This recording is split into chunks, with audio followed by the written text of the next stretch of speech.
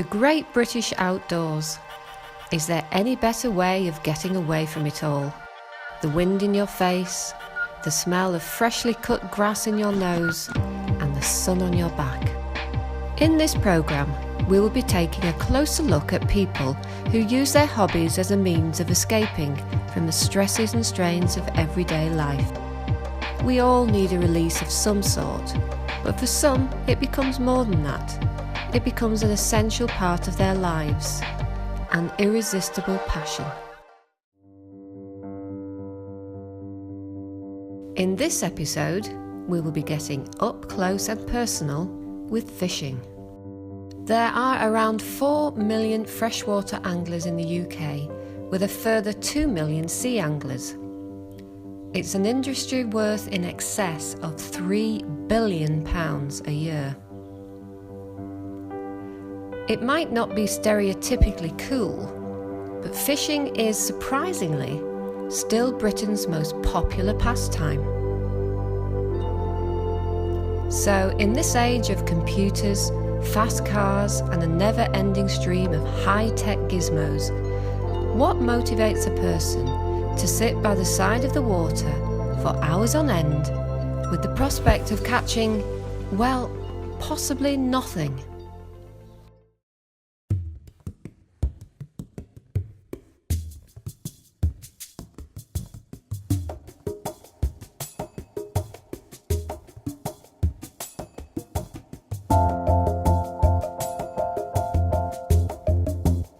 This is Simon.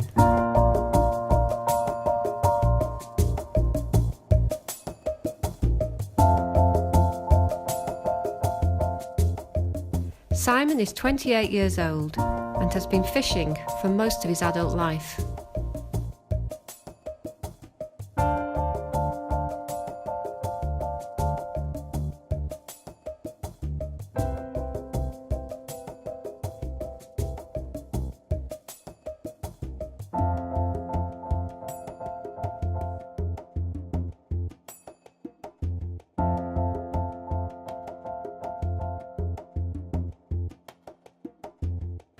Fishing is a huge part of my life.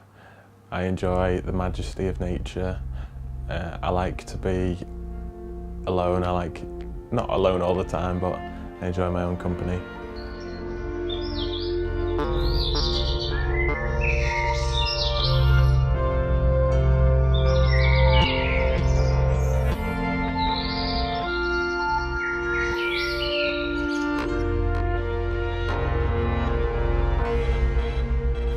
Yeah, I think the main focus is just the fishing. That is it, the fish, just to catch a fish is the main focus, but then the meditation, the calming relaxation, that comes secondary to the actual fishing itself, so it comes as a byproduct. You don't really realise that you're relaxing because you're concentrating. It's kind of hard to explain unless you do it.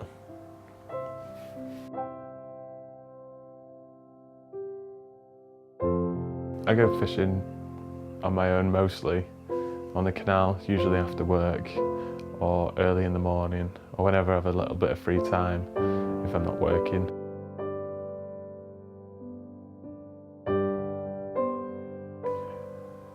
I don't really see fishing as a hobby, it's more the way that I live, so I've never really ever thought of giving it up because it's just something that I've always, not like a need to do it or want to do it, it's just something that I do rather than something that I could ever give up.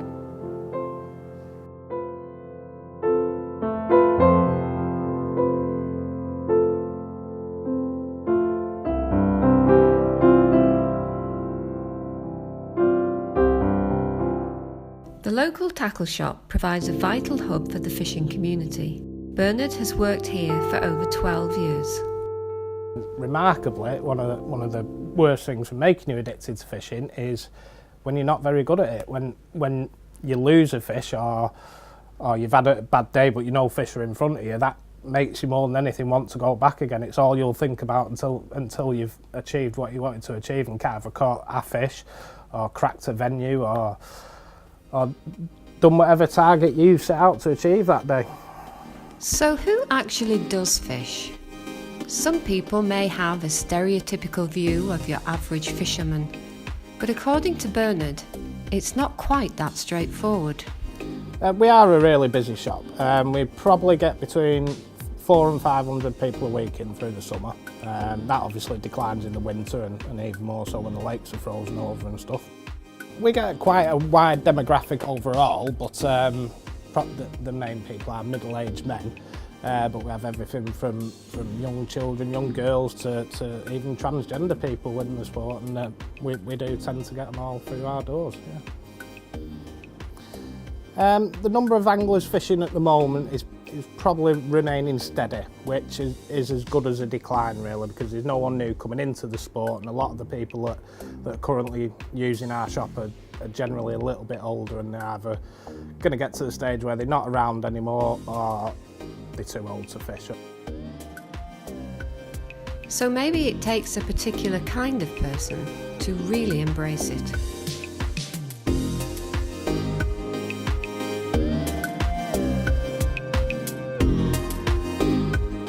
People do think it's strange when I tell them I fish. Maybe because they think it's boring, they don't understand. Yeah, and it's only boring when you're not catching anything. I usually catch a lot, so it's never usually a problem, boredom. I'm quite a cautious person when it comes to other people. I like to know someone before and make an effort with them. My favourite type of fishing is probably drop shot fishing or fly fishing, which are primarily lure fishing for predatory fish, because they're quite aggressive, quite vicious. So that when you get a bite, it's quite aggressive as well, which is exciting. I like that aspect of it. It goes without saying that for the best chance of catching something, you need to invest in the right tools for the job. In terms of expensive equipment, although we don't carry it in stock ourselves, you can pay up to £8,000 to £10,000 for just a single pole. The most expensive piece of equipment that we carry is probably around, again it's a pole, around £2,500 for that. Not as cheap as you might think, but luckily you don't have to fish at that level to still enjoy the beauty and serenity that comes with being a fisherman. A lot of people wouldn't even set foot in the countryside if it wasn't for the rivers and lakes there that we all use. Just from that aspect alone, just to get to see the British countryside, it is worth fishing, even if you don't catch anything. Contrast this peace and quiet to Simon's other life, outside of fishing.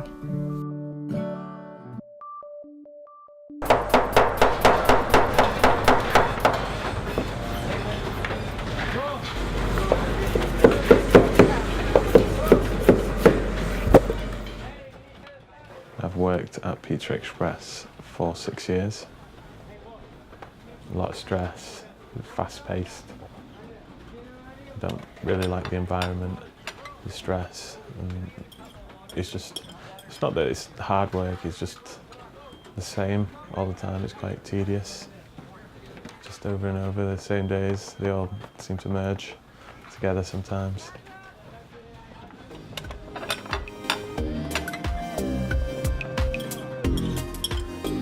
I enjoy working with my hands because I take pride in my work. I like to see the end result after, and then I can put my name to it. It's kind of my reputation. People know that I'm quite good at what I do in the restaurant. Sometimes it's quite an easy job, and then there's other times when it's, especially at the weekends, when it's really hectic and busy, and it gets stressful. Then it's really stressful. And you've got about 100 people coming in, and the kitchen's not been prepared properly by someone else usually, and then you're just in it then, and it's just no good. So you need that kind of recreational release fishing. There seems to be a lot to be said for fishing. It's got hidden depths. Maybe we're all missing a trick here. After all, everybody needs to escape sometimes. If I didn't go fishing, I'd probably be a lot more stressed out. Wouldn't be able to relax. especially working in a kitchen, doing long hours in that kind of environment. You need something to relax you and something to chill out with.